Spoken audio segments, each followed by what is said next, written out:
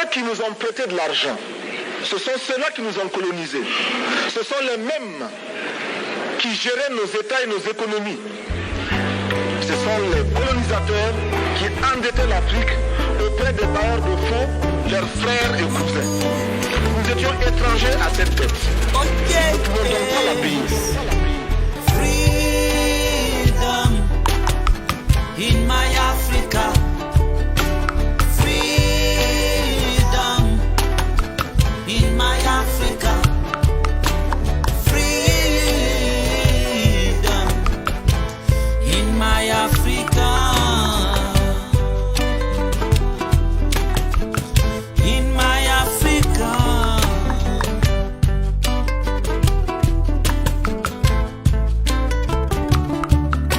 The large part of African countries have no totality of their independence.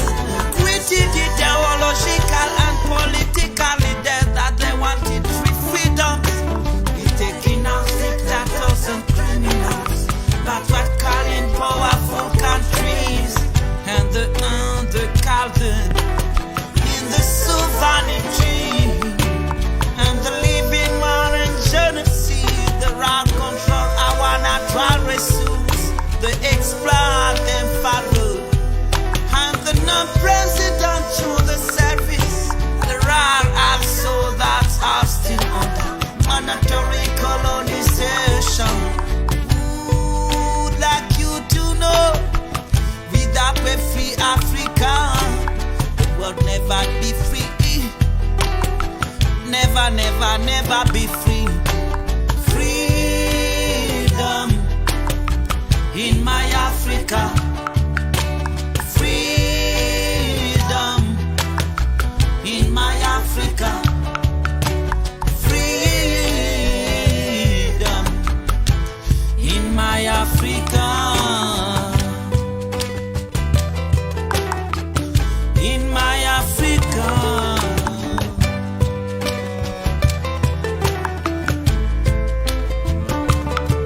Yes, my Africa want to be free, like the lion in the jungle. My Africa want to be free, like the bird in the sky. My Africa want to be free, like the lion in the jungle. My Africa want to be free, like the bird in the sky. My Africa want to see new generation live in peace. My Africa want to live with a freedom of expression.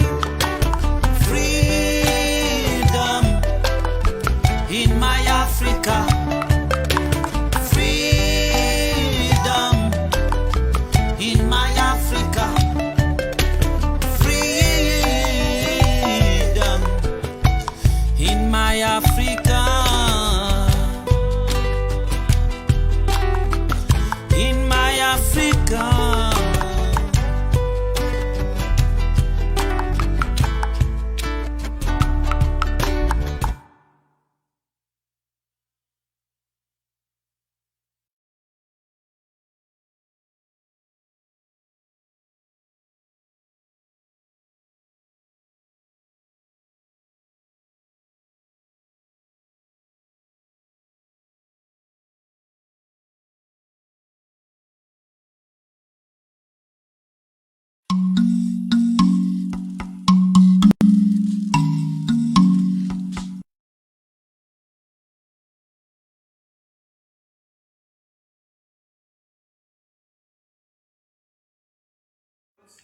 بسم الله الرحمن الرحيم.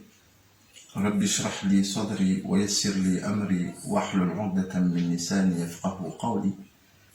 أحمده وأصلي على رسوله الكريم. أما بعد.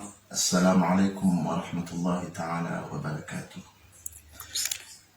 Je me présente, je suis Mihlar Mohamed Abid Seyd Ali et je suis avocat au barreau de Saint-Denis de l'île de la Réunion. Et je présente également ma consoeur qui est maître Nassima Jafour et qui est avocate au barreau de Saint-Denis de l'île de la Réunion. Ensemble, elle et moi, avec d'autres avocats qui sont basés ici à l'île de la Réunion, nous représentons le collectif Nabedja, l'association Nabedja, dont des membres sont actuellement aux Comores. Vous n'êtes pas sans savoir qu'il y a quelques jours, deux de nos frères, deux des membres de cette association, qui sont nos clients, ont été arrêtés et placés en détention provisoire avec une lourde accusation, une inacceptable accusation, qui est celle de faire porter sur le poids de Farhan et de Shamwin cette injustice et cette fausse accusation qui est de dire qu'ils appartiennent à une association de malfaiteurs visant à commettre des attentats aux Comores. Cela est inacceptable et cela, comme vous le savez, est un mensonge. Si aujourd'hui nous avons décidé de prendre la parole et de nous adresser à vous, vous, peuple comorien, c'est pour vous dire deux choses.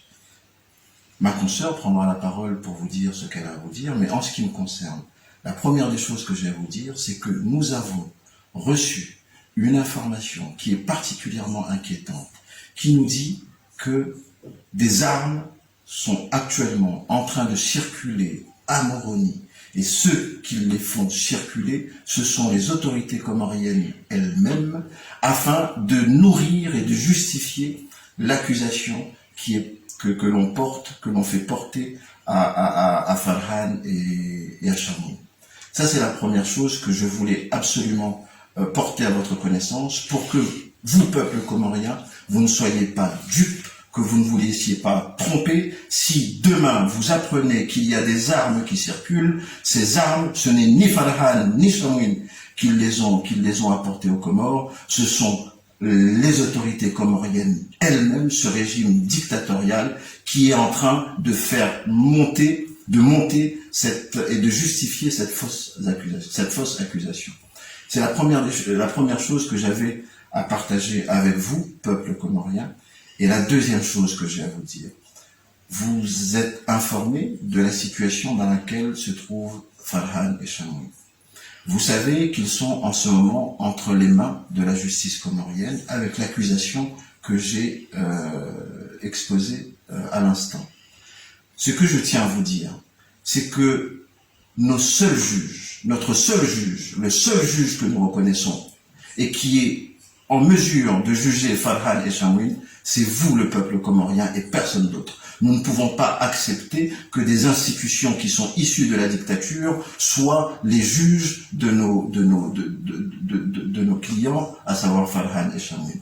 Donc, c'est vous, peuple comorien, qui devez nous dire, et on se soumet à votre appréciation, à votre jugement, qui devez nous dire si oui ou non la cause que mènent nos clients, c'est une cause juste ou pas. Parce que nous savons que, compte tenu des conditions dans lesquelles a démarré cette affaire judiciaire, qu'elle se terminera par une condamnation si ce sont ces autorités-là qui sont amenées à juger Farhan et Shamwin. Donc, vous êtes nos seuls juges.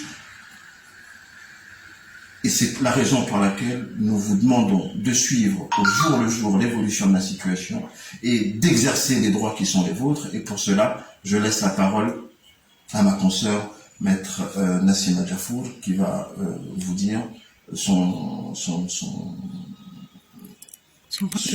ressenti et son sentiment par rapport à la situation.